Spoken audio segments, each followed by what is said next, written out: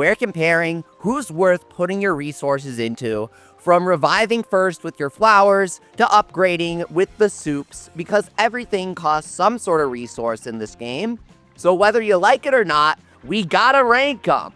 And let me tell you, look, I love ranking things. I think it's super fun, but I do want to issue a big PSA warning. Just because I'm making a tier list, that doesn't mean you can use it to bully people. If someone's using a Strangeling that I have marked as low tier, don't get mad at them and don't tell them that they're lame for using their favorite character. That's not the kind of game this is. You can really beat anything with everything, because I have no combat lives and I have a stick and I use the worst NPCs in the game on purpose and I beat everything no problem.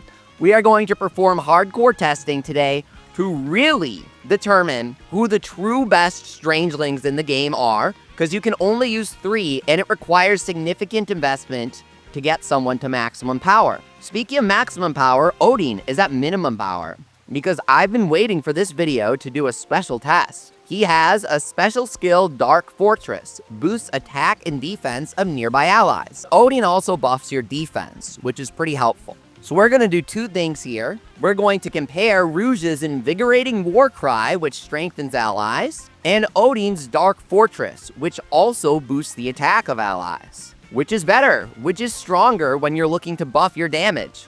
Because Stick has very few ways to actually buff itself. Let's see if Odin is an official friend of the Stick. Now we advance. We're doing like 830-ish to these standards. All right, now buff me. I have my buff menu pulled up here. Oh, he has no freaking gear, dude. He has this wooden sword and the wooden shield. Oh no, Ocarina of Time at the start. Bro. Oh, he missed me, bro. He missed me with his buff. I know it says nearby allies, but I was pretty nearby and I didn't get hit by it. So I guess we're gonna have to keep that in mind. Rouge's is pretty big. I thought Rouge's was bigger than that. Oh, he buffed me. He buffed me. He buffed me. How long does it last? It lasts for 30 seconds. We have to find a Sanzard. Go. Find a Sanzard. See how much damage we deal. Go. It lasts for 30 seconds. Oh, whoa. We're hitting 900. We're hitting 900. We're hitting the 900s. So maybe it's at least a 10% boost, but it's not much more than that. That's still pretty good considering all those buff effects can stack with each other. Just to be sure, let's try applying a Powerade after receiving Odin's buff. Okay, you know what? Maybe Odin's bottom tier because he keeps missing me with his buff. Powerade. Look at that! We have 2 separate attack buffs. So the Strangeling attack buff does stack with the potion attack buff, which is fantastic news. Now let's try a couple things. Let's put Rouge in the party and see if their buffs stack. Oh! Rouge hit me, but Odin didn't. I guess that's a good comparison for the size of their buffs. Pretty sure Odin's is way worse. All right, stick next to each other. Come on. Oh, there it is. Rouge, come on. Get with the program. Rouge, you have 15 seconds. Come on, Rouge. The clock is ticking, Rouge. There's not much time, Rouge. Oh! Look at that. We have both attack ups. She did it. Yes. Okay, so if you want to buff your attack to the max, you can use Rouge and Odin. But here's the thing, okay? Odin is a paladin, and his other special skill is that he makes enemies attack him more. You have to be like literally right next to him when he uses his skill in order to get the buff. And the hitbox barely lasts any time at all compared to Rouge's. So overall, you basically have to put yourself in danger to receive a small buff and chase after Odin. Meanwhile, Rouge's attack against the enemy is usually going to hit you. It deals damage, it freaking paralyzes, and it buffs your attack. So yeah, I don't like Odin. After all, I was hoping I would, but even though he gives you a decent buff, it's counterintuitive due to his taunting skill, making it so that you both have to chase after him in order to get hit by the buff, and enemies are going to be chasing after you and him because he gets targeted by them more. Now Mustang, I just got to get one thing out of the way. I put visual style above all else. Mustang has a mustache attack, which means he's top tier. Putting that aside, that's honestly about all that he does. Mustang gets a flat plus 40 defense boost for his final skill as long as another paladin is in your party. But plus 40 defense when you have 1,000 really isn't much at all, now is it? Meanwhile, his other skill is dedicated to being targeted by enemies more, which, hey, the head Haniwa turned towards us and hit us there, so it clearly doesn't work all the time. But now it's like definitely taunted by him. It's locked on him. I think the skill's functional to some degree, unlike in another level 5 game. I'll leave it to you to decide which one I'm describing. This barely passes for training, says Mustang. Yeah, because you're not using your freaking special. Do it for the people. Oh, there it is! Doing it! He's doing it!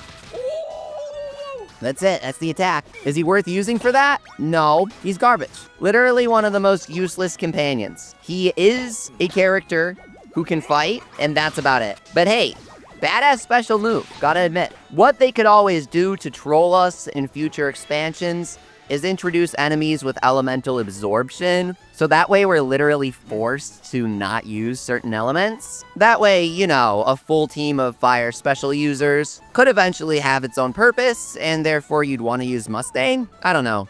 I'm making up a scenario that will never exist. Sorry, buddy. You're Garbo tier. Except Garbodor was really good in the TCG at one point, so he's worse than Garbo. Now that we've tested the likely to be targeted by enemies skill, which seemingly does work in some capacity, but isn't necessarily useful due to how fragile the AI companions are, let's address another skill with much confusion, including me when I was streaming. I really didn't know how it worked. And that's why Hilda was so high level, because we were kind of testing her out. So her special skill is an area of effect heal for everybody, and another skill slot of hers is dedicated to increasing the heal that her skill gives by 30%. This might sound useless since you can spam healing powder pretty quick, but honestly, Hilda uses her healing skill a lot, and the area of effect is quite large. Considering how your AI like to do whatever the hell that was, they can really land themselves into some strange predicaments. So if one AI is acting stupid, the other can make up for it by healing them. Anyways, the reason we're using these awesome guys is because they both have a unique skill that says plus 30% effectiveness to cooking. It's time to test something out. Does that skill only apply to them, or does it apply to the whole party? Because cooking can give plus 200 in all of your battle stats if you eat the most powerful stews in the game. Increasing that by a total of 60% by using 2 cooking companions would be incredibly powerful. However,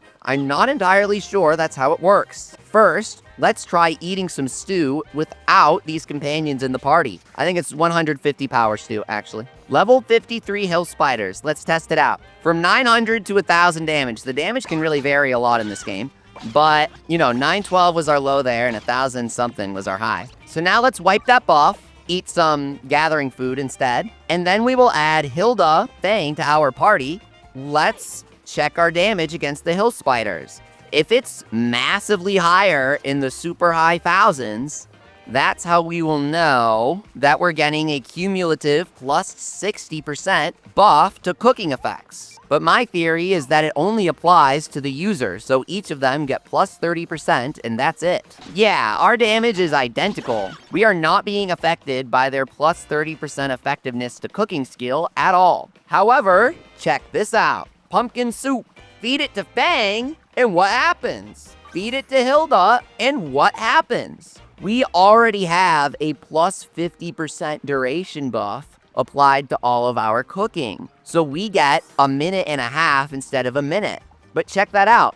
Fang and Hilda get a minute and 48 seconds instead of a minute, proving that they each get their own individual 30% bonus duration for a total of 80% bonus duration on our 1 minute stews. The 30% effectiveness to cooking skill does not stack between them, and it does not apply to your player character. So they get some fantastic stats from your stews, making them extremely powerful characters for sure. However, they aren't as good as they could be. But you know how certain characters like Mustang have skills like plus 40 flat defense? Well, plus 30% effectiveness to a 150 combat power stew is plus 50 to all stats. Fang and Hilda are objectively stronger than characters like Mustang immediately. In addition, Fang has plus 30% critical hit rate.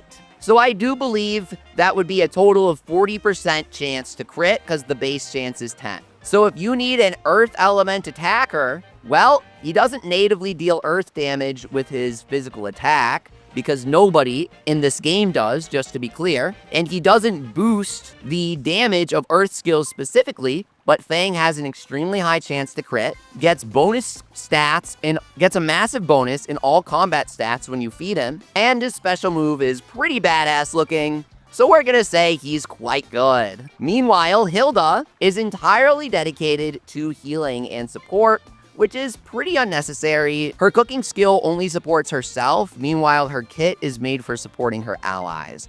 So honestly, she's just not that good. Even if she's a fantastic healer, I personally don't like using her because spamming max heal powder is way easier. But I understand that she has many uses, a lot of players like to use her, and she's great at keeping your AI alive when they like to get themselves killed nice and quickly. Sloan is a third combat character who has a special skill that can strengthen nearby allies. He also gets a flat damage boost when equipping earth weapons, which is something that I've been meaning to test as well. So let's see what it's like getting buffed by all three. Rouge's buff is giant, and it damages, and it paralyzes. Rouge is just 20 times better than Odin. I did the math. Oh, he did it! He did it! He did it! Check it out. I have defense up and attack up. Oh, wait, hang on. Did you see that? Rouge renewed the attack up. Hang on, what? Does it count as the same thing? Oh, there was Odin's. He didn't get me with it again. Hey, I got the Rouge buff. Rouge's buff lasts forever. You can dive into Rouge's buff during it, but for Odin's, I tried to dive into it there and it didn't work. You literally have to be standing right next to him the moment that he puts it up, or else it's not gonna work. I think Sloan isn't gonna use his buff unless you're low on HP, because it's a heal plus a buff. He really doesn't seem to be using his buff. You gotta drop to lower HP so that he wants to heal you. That's kind of easy in a normal battle, I guess. But if you're trying to spam strength up buffs with your Strangelings, that's something to keep in mind. Odin's got a tiny hitbox for his, and Sloan needs you to be low on HP in order for him to use the heal plus buff. Overall, Rouge is the best when it comes to buffing you. There's just one important thing you need to keep in mind about Sloan. Even though he technically has a buff on his heal, it's a heal first and foremost, so he's never going to use it if everyone's full on HP. So it's a bit different from Odin and Rouge. Sloan is better than Hilda and Odin for sure, but not better than Rouge. Olivia, unfortunately, has nothing going for her. One of her skills is entirely dedicated to boosting dosh earned by 5%, which is literally nothing. It doesn't work when crafting, it doesn't work when selling stuff. It's really just when enemies drop dosh, which is barely anything as is. Meanwhile, her final skill is dedicated towards increasing the damage of her special skill by 30%. Her special skill is Wind Element, so this is flat out worse than a plus 30% wind element damage skill like some other Strangelings could have. Overall, Olivia gets super cheese. Her skills are total duds, and even her special that her final skill is dedicated to just doesn't deal that much damage. If you've got an enemy super weak to wind, she can go on the team, but man, that dosh skill is just awful. 5%, bro? Jerry is another character whose special skill is dedicated to healing people nearby, and one of his passives is identical to Sloan's, increasing heals by 10%. The difference is that final skill, Cuddle Baby No More.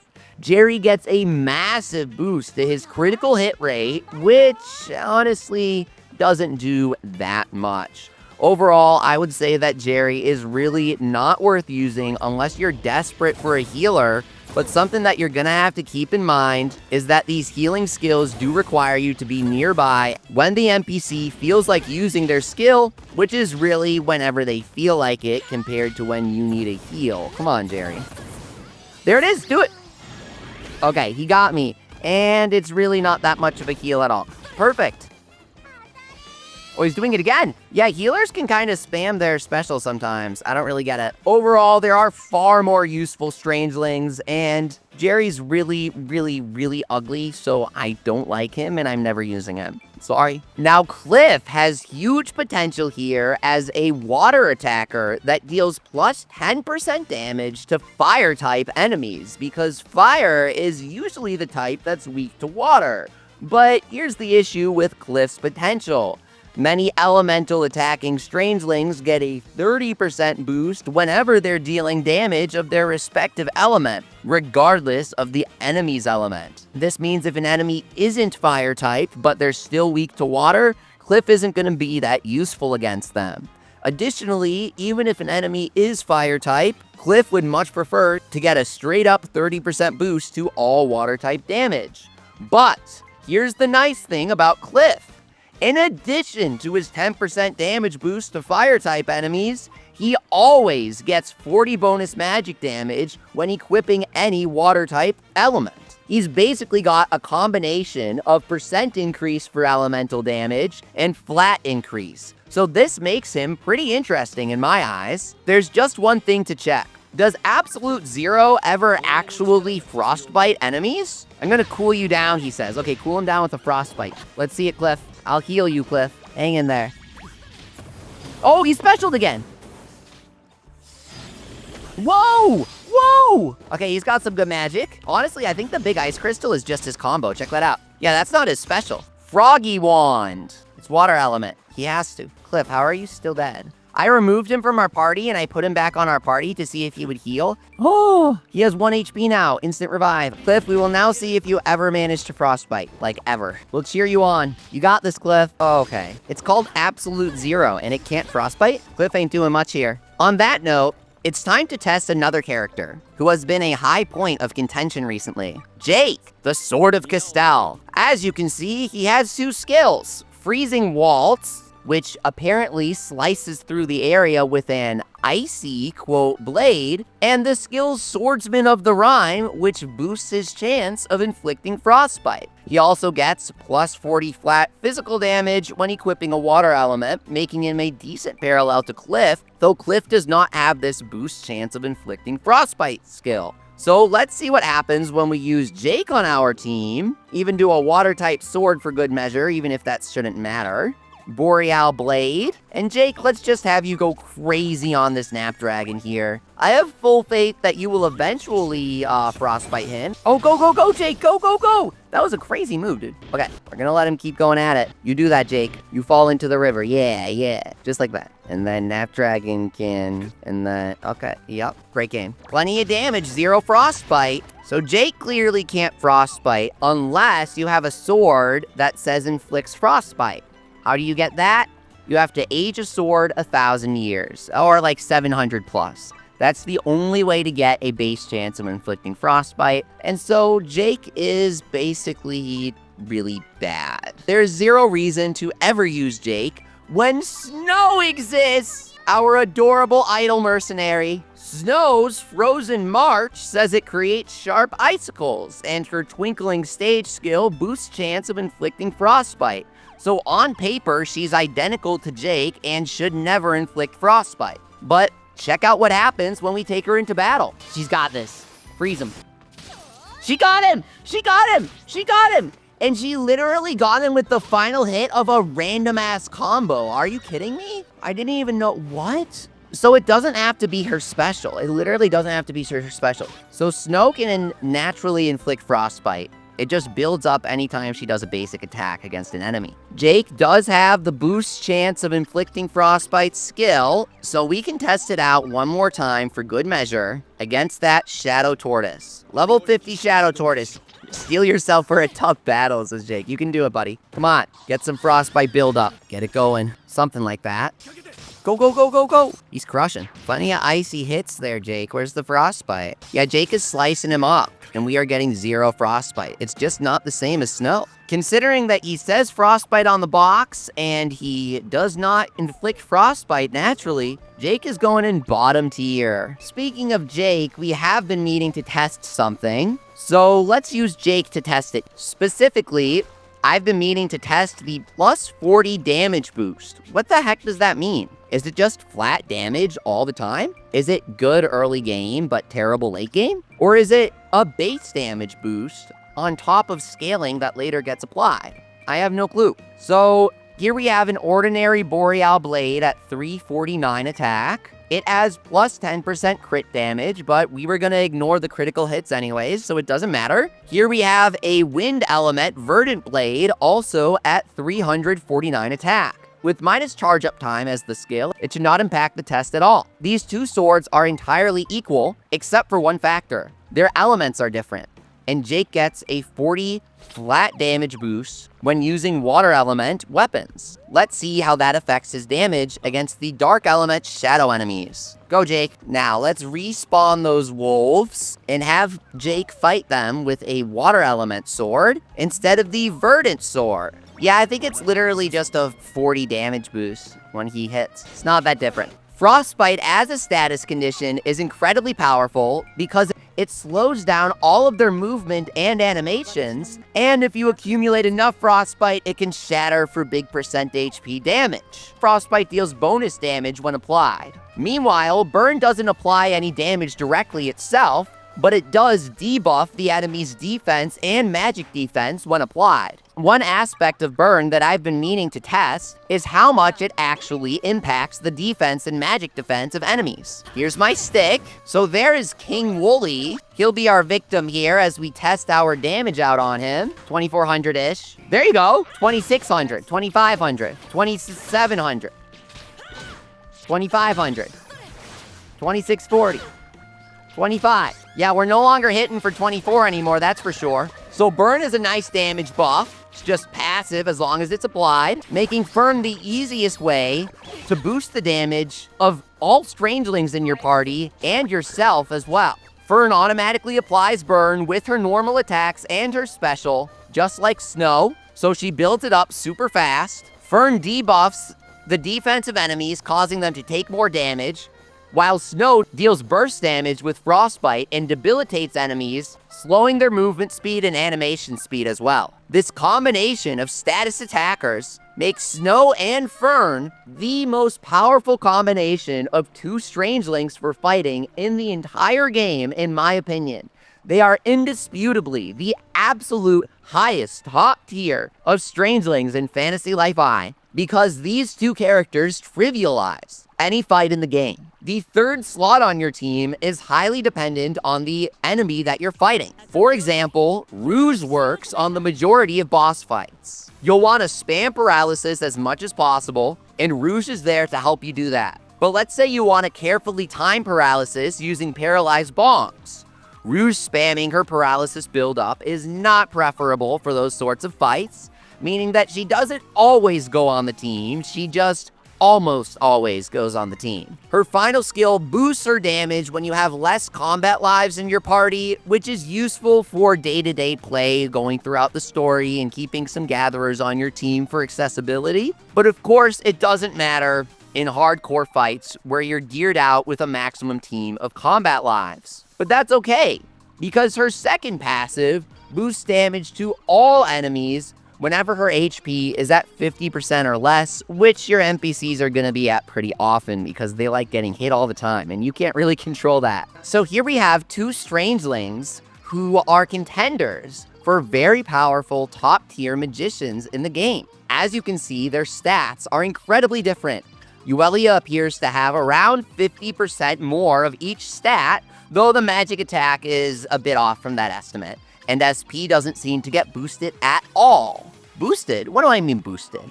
Well, Yuelia comes at max soup, I call it. She has been eating plenty of her soups, 5 cans to be exact. When you befriend Yuelia, she's powered up to the max.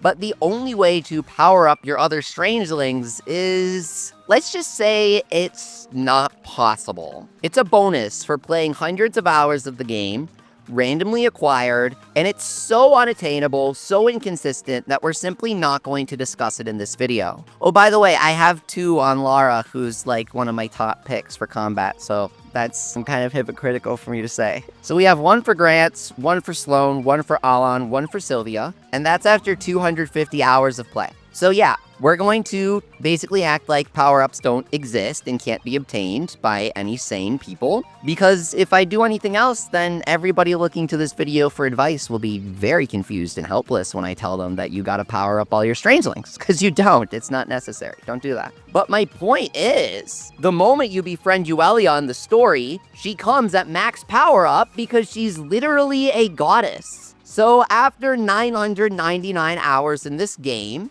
your other Strangelings will have stats on par with Yuelia because they'll all be at max power up. But until then, Yuelia has a massive accessible edge. Let's take a look at her skills. Her special, which she spams all the time. I don't know if power-ups make the special cooldown lower or what, but she uses it a ton. Makes an enormous meteor shower, it's beautiful. And her skill Divine Child has her always deal plus 10% damage to dark-type enemies, even if she's using a raw elementless weapon for higher base attack. You never know what could come in future DLC, but of course, her best setup is going to be a light magic staff with plus 30% light damage on it, if you really want to age something for her. Dude, she's Yuelia, treat her specially. Unfortunately, her last skill is pretty wasted.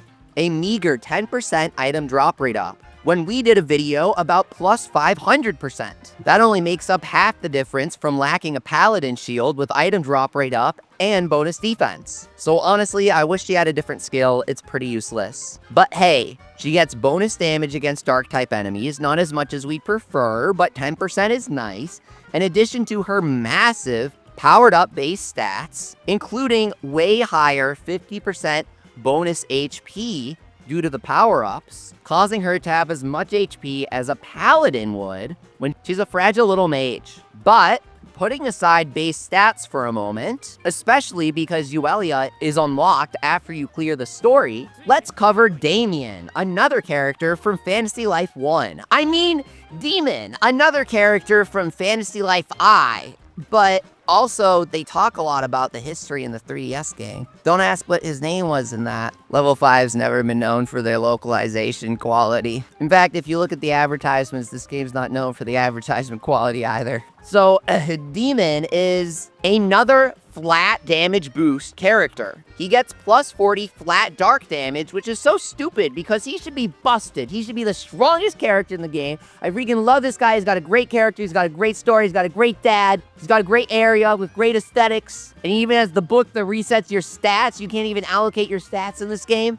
Dude, oh my god. Okay, so he deserved better. Putting that aside, Damien or Daemon, whatever you wish to call him, is voiced by Araragi himself, aka Haizaki from Inazuma 11 Aries. So he's automatically top tier. You can't dispute this. There's nothing else you can say to change my mind. And he's literally the best character in the entire game. Putting that aside, he kind of sucks, and I wish that his skills were different. He can especially go on the team because Woolie is weak to Dark Element. So, hey, any excuse is a good excuse. But speaking of mages, because we have been speaking of them for a while, let's talk about my boy Colin, who is literally one of the most crapped out units in the entire game. I cannot believe that they made a character like this. Why is Daemon so weak when Colin exists? You know how Rouge's final passive is wasted and contributes no damage to her kit? Well, what if I told you that Colin can spam paralysis with a wind element special move while having a passive ability that boosts all wind element damage by 30%? And he paralyzes with the crazy lightning strike from above. Colin is literally one of the best characters in the entire game. He's crazy good, and having another character with paralysis that's a ranged fighter and can just randomly drop paralyzing lightning strikes from the sky is such a good compliment to Rouge's melee fighting. because they're going to be at different locations, and they're hopefully not going to get wiped out by the same attack. Look at that, another lightning strike coming in. I don't know how they determine, like, when the special charges, but sometimes characters just absolutely spam the crap out of it. There are a lot of fantastic ranged attackers in this game. So if you want to play Paladin and just, like, block everything with your shield, you don't have to do that, but it would be funny because you wouldn't really have to do anything else. It's like Elden Ring, where you summon a bunch of ghosts and then you use your shield. Okay, I never did that. I played Elden Ring without summoning anything. But despite having amazing paralysis and plus 30% wind damage, Colin is not Hazel, which is a problem because Hazel has plus 10% crit rate as her other passive instead of just plus 30 magic damage. This doubles the base critical hit rate, making Hazel deal tons of critical hits even when you don't have crit aid applied. Additionally, she is the character with plus 30% fire damage as her passive, making Hazel essential for enemies weak to fire, which these standards aren't because they're clearly fire element. Someone's gonna comment that. That's her amazing Mega Explosion quiz move. It's got the craziest animation. It's like PlayStation buttons everywhere, Astrobot move, and it deals a bunch of damage. It really just has a bunch of damage. That's the entire attack. It doesn't miss that often because she does it right around her. It's an explosion radiating from her center. She spams it. It deals plenty of damage, and that's literally her entire character. Plus 30% fire damage, plus 10% crit rate, and an enormous explosion that she constantly spams with super high accuracy because it spawns right on top of her. Leilah, voiced by Inori Minase, who voices Itsuki in quintuplets, is not only a fantastic voice, but also a fantastic fighter. She's got plus 30% earth damage, and guess who's weak to earth? The legendary Woolie himself.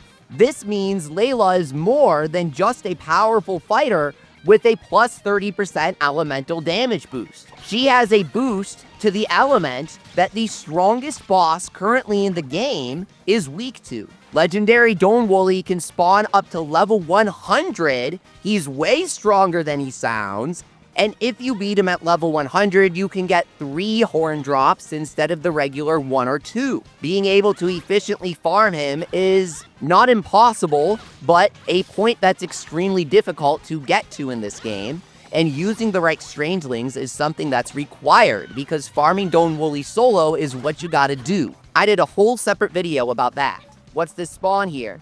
Guys, how did this happen? How did this happen? While I'm recording the Strangeling tier list video, randomly, I swear, you can't control this. The level 100 Woolie spawned. Rank 7, check it out. Let's go, let's do it. We will showcase in the video my #1 efficient, bestest Woolie slaying squad. Our guys are dying. It's fine, you can use the magical menu like Breath of the Wild anytime. Give your guys some soup. Here's a mega tip. You can stock up on life gears from Marco, and if you use them from the menu, you can literally revive your party.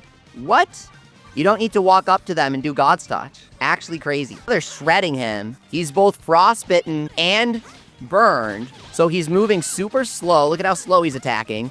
Zoom, dodge in there, and then attack him. You finally have a chance to hit him. He attacks so fast normally. The only way to really get some damage in is to wait for Snow to frostbite him. Hey, at least with stick. There you go. Get in there. Kill him. Get him! Die. Boom! 6 drops, 3 horns, 3 meats. We did it! That was super easy, only took a couple minutes. And if things start going poorly, you can always use the menu to heal everybody instantly. It's super easy to level up using the Monster House exploit. I did a tutorial on that like a month ago. It works for all level 100 combat lives. Hey, we found the adorable Eyepatch Recipe, randomly stocked by the Daemon. This is how you craft your own eye patch if you wanted to make extras. So now that we've showcased how powerful that party is, you can see that Fern and Snow deal plenty of damage, but they also play a major support role, while Leilah sits back and fires off massive earth element shots with 30% bonus damage to really keep up the DPS. He's also weak to Dark Element, and the Dark Element weapons that are in the game right now have a bit higher base attack than the Earth ones, So Fern and Snow are equipped with dark element weapons, and they put in major DPS that way as well. It's a fantastic team overall, and it's my #1 Don't Woolie slaying team. I have a dragon stick. Glenn is such a unique character, and you get him automatically in the story. He deals plus 10% damage to all boss enemies. Any character with a crown, whether it's silver or gold. This makes him a good choice in basically any major combat situation. It applies to all of his attacks, no matter what. And in addition to this damage bonus, he deals plus 30% damage with his special. You can customize him. The thing that makes Glenn so good compared to many other fighters is you can use him with any element, whether it's a raw damage weapon or an element that the enemy is weak to. Glenn always gets his maximum damage buff of 10% against all bosses and plus 30% on his special. He's quite versatile, so if you aren't sure who to put your experience into yet, he's gonna be a great choice. Plus, he's just a classic character who's super epic looking. Look at that. Come on, go get him, Glenn. Wind element is stacked, because in addition to Colin, we also have Hawke. Hawke's got a plus 20% critical hit rate as his first passive, which is already quite appealing. But get this, his special skill is Wind Element, and his second passive skill is plus 30% wind damage. It's the same exact skill that Colin has, and wind is the only element in the entire game to double up on 30% bonus skills. This means that any enemy in the game that's weak to wind is crumpling with a team that uses both Hawke and Colin. Just make sure to max out their affinity to unlock all of these skills. Go, Hawke, go. Paralyzed Hawke, save me. Use your special. Go, go, go, go, go! Crazy! Hang on. His special is literally the same animation as Fern's, isn't it? His special is just kind of lame. Unfortunately, Hawke does not supply any utility with his special move, so even if his damage per second will be higher with a much larger base crit rate, I am going to say that Colin is better if we're comparing them against each other. But usually, you'll want to use both Colin and Hawke on the same team because elemental weakness matters a lot in this game. I just realized I've covered every single combat Strangeling so far, except for one. The final Strangeling is one very easy to acquire. Laura, from the original Fantasy Life, finally gets to have the adventure she's yearned for. And it turns out, she was not just all talk. Laura's got the best skill set in the entire game right now. Her special is Light Element. And it's some crazy Elden Ring stuff where she jumps up into the air and aims it from above. So she always hits. Almost. If you like flat damage boosts, she's got plus 30, which is almost as much as the plus 40 most other characters get under certain conditions. But Laura's plus 30 is always active. And if you need more damage, she's got it. Her other passive is a percent-based damage boost, but it's not one of those weak 10% ones like Cliff's got. Cliff gets plus 40 flat damage when equipping water weapons, and he gets plus 10% damage, but only against fire-type enemies, so both of these are conditional skills. Meanwhile, Laura always gets plus 30 flat damage, and she always gets plus 30% light element damage. Even if you're using a different element weapon, her special will still be light element and get that boost. But that's not all. You can naturally equip a light element weapon onto Laura so that her normal attacks get the 30% damage boost as well. But unlike wind, fire, earth, and water element weapons, light and dark element weapons are unique. Because, in terms of the weapons available in the game right now, light element weapons have higher base attack. This means that if you're boosting any element at all, you'd really prefer it to be light or dark, because your element of your attack is determined by your weapon in this game, and light and dark are tied for the strongest element weapons. It's kind of complicated. But the end conclusion, us asking where the 30% dark elemental damage skill is. It really feels like Daemon should have had it, but it turns out it's not in the game. This guy's got an awesome, unique, idle stance, and yet he's got a crappy flat damage boost with nothing else. I wonder if DLC will add bonus skills for our Strangelings, or a Yuelia Strangeling with plus 30% dark elemental damage. For now, Lara is entirely uncontested. She has the perfect skill set, and nobody else has it in this game. They could, but they don't. Cliff gets close, but then they purposely make him worse with a conditional %10 damage boost. Why would you do this? Additionally, Lara is voiced by Aoi Yuki, beloved level 5 voice actress who played Kinako from Inazuma 11 Go Chrono Stones, Inaho in Yokai Watch 3, and Natsume, Keita's daughter, in Yokai Watch 4. It does not stop there. The reasons why Lara is absolute top tier keep piling up. The best experience grinding method in this game is defeating shadow enemies in the monster houses, as I outlined in my Combat XP tutorial video. Additionally, mysterious slates are exclusively dropped by shadow enemies, and they are, of course, as their name suggests, dark type. So whether you're looking to farm endgame items or experience, shadow monsters are your main source of resources, and their weakness is naturally light. Let's check out Lara's epic special move as she comes to our rescue here and defeats the shadow enemies. Boom. 1,300 damage in a single slice. Check that out. Boom. We're gonna pit her against the shadow boss and see how great she does. Go, go, go, Lara, go!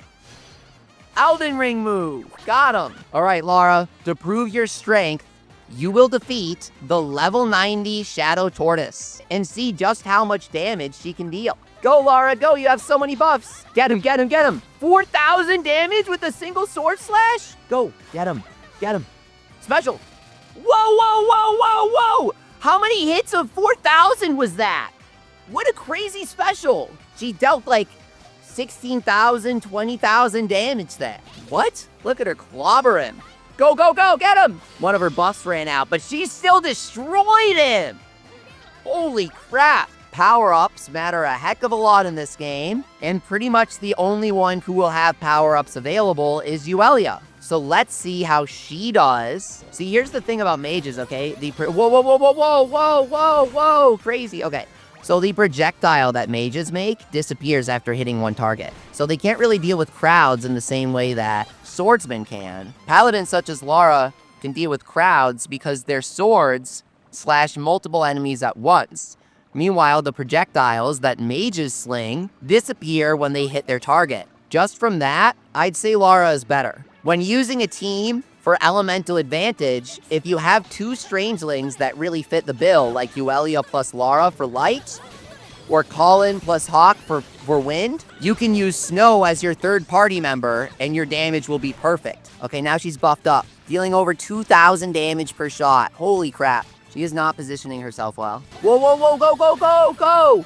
Big damage from the special. But despite her soup up, Lara still dealt more damage with her special. Lara's special dealt insane damage. I really think Lara comes out on top there. So now that we've gone over and reviewed every single combat Strangeling in the game, how are we ranking them? Snow is absolutely Z tier, the highest tier, indisputably good in any battle, contributing damage and utility and cuteness. Snow covers it all. Lara is the highest damage character in the entire game. Flat damage boost, 30% element boost, an extremely high damage special, and her main element is light, making her the only Strangeling to truly focus on an element with a top tier weapon. I personally think that mages are just worse in this game. They can only hit one target at a time, and the AI is not that good. But putting those two complaints aside, Colin is basically the mage version of Lara. He's got plus 30 flat magic damage boost and plus 30% element damage boost, but both of these boosts are on wind, making Colin focus on an element with a lower tier of weapons. The wind element weapons available in the game right now just have lower attack compared to the light and dark ones. That's just how it is. We need to wait for them to add stronger recipes. But the game's always going to be changing with updates. And for me, a tier list needs to keep that sort of thing in mind. A large, wide world view is important for a tier list. Colin makes up for the marginal difference in damage by zapping opponents with lightning from the heavens that paralyzes them. This elevates Colin from the top of S rank all the way up to Z rank.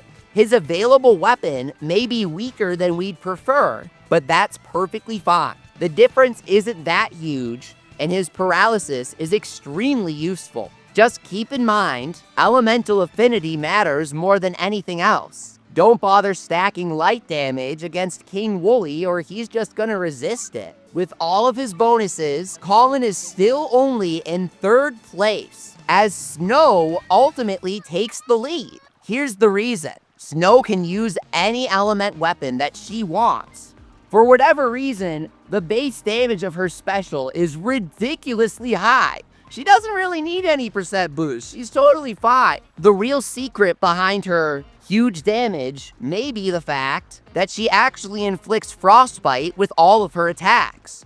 Her special has massive Frostbite buildup, so when you trigger it, boom! Snow contributes incredibly unique utility with the unbelievably useful Frostbite status condition, slowing enemies to a crawl, so you can weave more attacks in between theirs and dodge out of the way before it's too late. None of our combat lives have access to Frostbite, so using Snow to inflict it is really the only way. Snow, I'm thinking it's time for you to demolish this Shadow Tortoise. She got him. Big Frostbite. Lara has the highest damage output in the game. She's a physical fighter. Her element of choice has the highest damage tier weapon, and light element specifically is used for the fastest level 100 endgame grind for any combat life. The Monster House exploit. Snow is huge damage and unique utility you can't get anywhere else, bundled into one adorable character who you gotta use on every team. Now, I'm not saying Colin goes on the same team as these other two characters, because elemental affinity is what really matters. But Colin's damage and utility are both enormous, with paralysis on his special and a combination of flat and 30% bonus damage. These are my top 3 combat Strangelings and Z tier that everyone else will be compared to. Colin's main downside is that Mage simply isn't that great to have on your party compared to Paladin or Mercenary, because Mages can only attack one target at a time. But Colin's kit is so ideal with that paralysis sprinkled on top that he stands firm at the bottom of the highest tier. Now, our next tier is for Strangeling characters that are undeniably fantastic, incredible. It's just that their kits aren't perfect. You only get a few skills in this game, at least until the DLC hits. Notice that empty slot every Strangeling has at the bottom of their skill list. So I'm sure things will change. But until then, these Strangelings got the short end of the Excalibur branch. Leilah! Oh, Leilah, how could they do this to you? You've got Earth Element, which the legendary Don Woolie is weak to. He's the most tedious endgame farm. He's the boss which requires the most kills total in the game for crafting, and you can farm his materials the fastest if you specifically kill him at level 100. So, with her plus 30% Earth Elemental damage boost, Leilah is firmly at the top of our second tier for combat Strangelings. But why would they give plus 10% natural SP recovery? Why would she need that? What does that even do? What do you mean natural SP recovery? Who relies on that in this day and age? We have cell phones. NPCs never run out of SP anyways. She does not need that. It does nothing. It's a waste of a skill. And that summarizes a lot of these Strangelings that we aren't putting in Z tier. But triple S rank is a good rank to have, because it still means you're ridiculously powerful in any scenario. And that's why Rouge is also going in this top tier. Her special gives paralysis to enemies, and any allies caught inside are strengthened instead. This buff can stack with other Strangeling buffs as we tested earlier, and the paralysis buildup naturally stacks with Colin's as well. If you're looking to fight an enemy with no particular elemental weakness, the team I'd recommend is Colin, Rouge, and Snow. You'll get double paralysis stacking on the enemy, so even though it's more difficult to apply each time, your double paralysis teammates will be working together to debilitate the enemy faster than you can kill it. Colin's damage is so high, and he's got the utility on top of it. And that's just where Fern falls short. Her main bonus is being able to apply burn easily with her attacks and special. But where she falls short is her flat damage buff of 40 that only triggers when using another hunter. This will definitely trigger when fighting the legendary Woolie, because Leilah is going to be on your team. But even then, it's not that much of a boost. I do appreciate it. It's good. It's better than nothing. And the burn status condition decreases the defense and magic defense of the inflicted enemy, increasing damage for all party members, including Fern herself. But it's conditional. It's flat. And combined, those are the two types of skills that I don't like in Fantasy Life I on Strangelings. So Rouge and Fern are triple S tier supports. But what about damage? Hazel has maximum damage on the fire element with bonus crit rate and the 30% fire elemental damage boost that Fern needed to be on top. Hazel minimizes the weakness of mages with her local explosion special move that always seems to hit the mark. Her damage is huge, but only for her appropriate element. So I'm not saying that Leilah or Hazel is better than the other, even if Hazel's damage output is technically going to be higher thanks to that bonus crit rate. The real point here is to watch out for elements. But facing off against each other, Hazel is better than Leilah. Meanwhile, Fern is the best support character if you don't want to use a paralysis unit. Paralyze can get in the way of advanced techniques, but this isn't relevant for every boss. There are plenty of difficult bosses that you get nothing out of by timing the paralysis for anything outside of as soon as possible and as many times as possible. So for all those fights, Colin's damage boost and paralysis can outweigh Fern's simple utility through her burn. Meanwhile, Rouge just gets screwed over with her passive skill, I Got This. She deals more physical damage when you're running less combat lives in your party, which is funny, but something you may not know is that the Gathering and Crafting Life AI is purposefully worse in combat for some stupid reason. They're not good at dodging, they always get hit, and they're simply not as competent at fighting. Put aside for a moment that the Gathering and Crafting Lives don't have special moves to spam during combat. They're just always going to be getting hit and dying. Meanwhile, it's nice that she can get a damage boost when her health is below 50%, but really, that's when you should be spamming heals on her because she's going to die in 2 seconds. The AI is not good at surviving, and mercenaries especially are terrible at it. So Rouge as a whole is carried entirely by her overpowered special move, which has both a buff for her allies and paralysis for enemies on the same special. She's still amazing. I just like Fern a bit more. Rouge is cuter though, so that means she goes up a tier. Next, we have characters who are powerful but ultimately outscaled by others. Hawke is a top tier damage dealer. He's got a plus 20% crit rate buff that'll have him dealing plenty of damage when you combine it with his plus 30% wind elemental boost. Wind being the strongest element overall is really interesting. So I hope a boss with a wind weakness drops in the DLC, because legendary Woolie resists it. So Hawke is a top tier damage dealer for an element that just doesn't really matter. And unlike Colin, he doesn't have a funny spammable status move. No status? No top tier. Sorry, buddy. No status makes his special move a straight-up worse version of Fern's until you consider the elemental damage boost. Hawke is super powerful, he's a top-tier damage dealer and combatant overall, but he's just kind of boring, and he's bench-warming for the moment. Your time will come, Hawke, eventually. Get warmed up, buddy. Right below Hawke, we have Glenn, who is honestly fantastic as a character.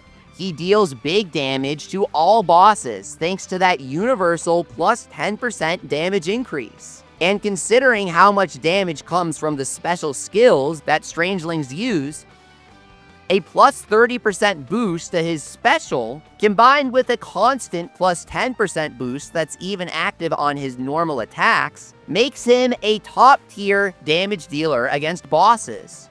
And bosses are basically the only relevant fights in this game. But Glenn has zero utility, as does the mercenary class itself.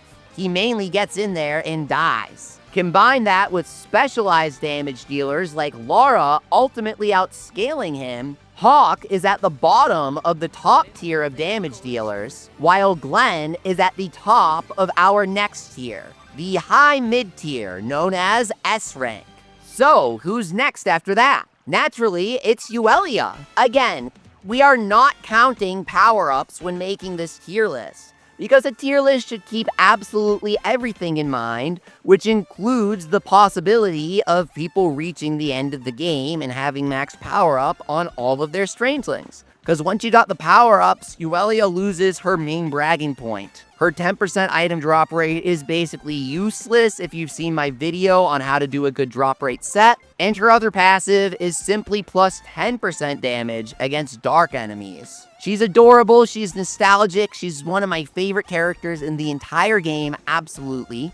I just wish that she was a little more powerful. Similar to Yuelia, we have Cliff, whose passive is plus 10% damage against fire-type enemies with a water-type skill. But unlike Yuelia, Cliff actually gets bonus damage from his final passive with a plus 40 flat magic damage increase when using a water element weapon. The only reason this doesn't put Cliff above Yuelia in the tier list is because Yuelia is specifically effective against dark-type enemies.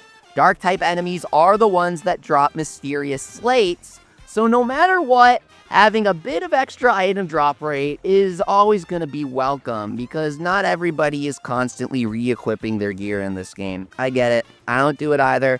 Sometimes I just head into fights with my guys completely naked. But again, Yuelia and Cliff are quite similar units. They're just specializing in different elements. Similarly to Pokemon, you can use whoever you like. Next, we have A-rank Strangelings. Strangelings who could have been amazing, could have been fantastic, but instead are only just great. Leading the pack is Fang, who gains massive bonus stats and duration from any cooking that you give him, plus 30% to be exact.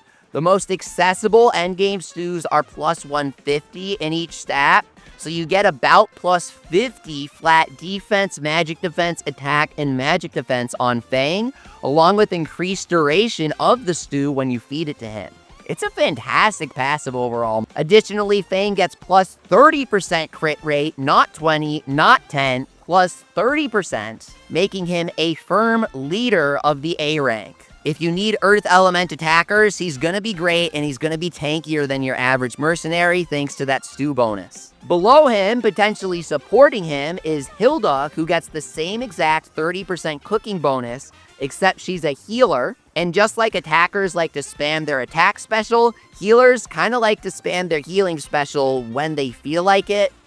Don't avoid healing yourself in hopes that the AI will heal you. Instead, treat the AI's heal as a bonus. Just in case you're in trouble, it can randomly happen and save you. You should view it as something like that instead. And finally, at the bottom of this tier is Jerry, who's got an excellent plus 30% crit rate, and he's got that fantastic spammable healing skill that Hilda has. He's just really ugly, so he goes below Hilda, even though he has bonus crit rate. Sorry. But since this seems to be the healer tier, let's make sure to put Sloan at the top of it. For one specific reason. He's not just a healer.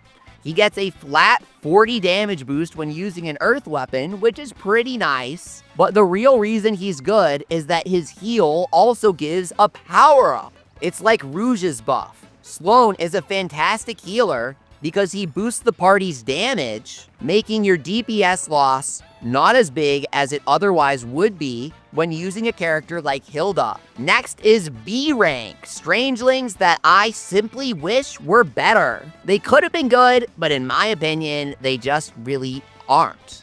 This is when Strangelings start to become irredeemable. At the top of the tier, because I love his voice actor, is Daemon, whose first passive is just terrible.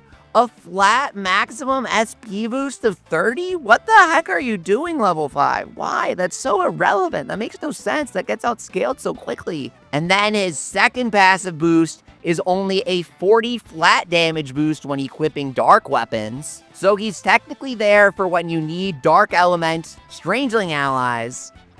But the total lack of a 30% Dark Element boost in this base game for Fantasy Life I is majorly suspicious to me. Then we have Mustang, who's honestly not a terrible character. His ability to be targeted by enemies more definitely works. And his flat defense boost of 40 when another paladin is in the party is kind of nice, I guess. But his special, being a simple fire attack, has zero synergy with the rest of his kit, and it doesn't provide any utility for the team. More often than not, allies getting targeted more frequently are allies that you'll need to be healing more frequently. So Mustang is another character with plenty of wasted potential. At the bottom of B tier lies Olivia. She technically gets a plus 30% damage boost on her special skill, which is nice until you realize it's wind. Any situation where Olivia could be useful, Colin and Hawke have the objectively more useful plus 30% wind elemental damage, which applies to their special attacks and all normal attacks if they're equipped with a wind element weapon. Olivia gets majorly cheesed here when you combine it with her other passive skill, which is literally plus 5% dodge. Are you kidding me? Enemies barely drop any dodge as is. That's such a tiny buff. They were not cooking with this. Olivia is total wasted potential. If you want to shred enemies that are weak to wind, use snow to debilitate them while piling on the damage with Colin and Hawke. And finally, at the bottom of the barrel, we have the D tier of Strangelings. Strangelings that simply do not work. At the top of the tier is Odin, who's almost good. His taunt ability actually does make enemies target him more, which is impressive. And his special skill actually does boost attack and defense of nearby allies. But when I say nearby, oh boy, I mean nearby. Rouge also buffs nearby allies, but it's a fairly large field, and the field lasts for a couple seconds. You can dive into it and get the buff after she uses it. For Odin, even if the particle for the field is still up, if you aren't literally standing on top of him the moment that he uses his special, you will not get the buff. He's supposed to be a tank. He's supposed to take aggro away from you. But you only get his buff if you stand on top of him. You're gonna take damage trying to get his tiny buff. He does not function. His skills are at odds with themselves, even if they're good on paper. I wanted to like Odin, but I don't, especially because his flat defense boost that rewards you for using Daemon in your party makes no sense when Daemon himself is so bad. And finally, all the way at the total bottom is Jake. Mirroring Snow at the top, Jake's skill to boost his chance of inflicting Frostbite is currently not functional. Jake has 0 base chance of inflicting Frostbite with his normal attacks and 0 base chance of inflicting Frostbite with his special. No matter how much I try, I cannot get him to Frostbite an enemy. The only way to even get the skill to activate would be to repeatedly age a weapon in the hardest tier of treasure groves to try and get an inflicts Frostbite skill just to see Jake randomly inflict Frostbite once in a blue moon. Why not use Snow? Snow's adorable. She's an idol. Come on. Jake is trash. He's unusable. He's absolute garbage. Worse than any other character in the game. Because even though Odin barely functions, at least you get the buff when you stand on top of him the moment he activates the field. Jake literally just doesn't paralyze. So there he goes, straight to the bottom. However, you could easily do a team of Jake and Odin and demolish any enemy in the game. For real, you could. This game is balanced, so anybody can clear it doing anything they want. So this list is some serious discussion about casual business. Don't use it to bully people, and play your own way. That's the highest tier of playing, having fun.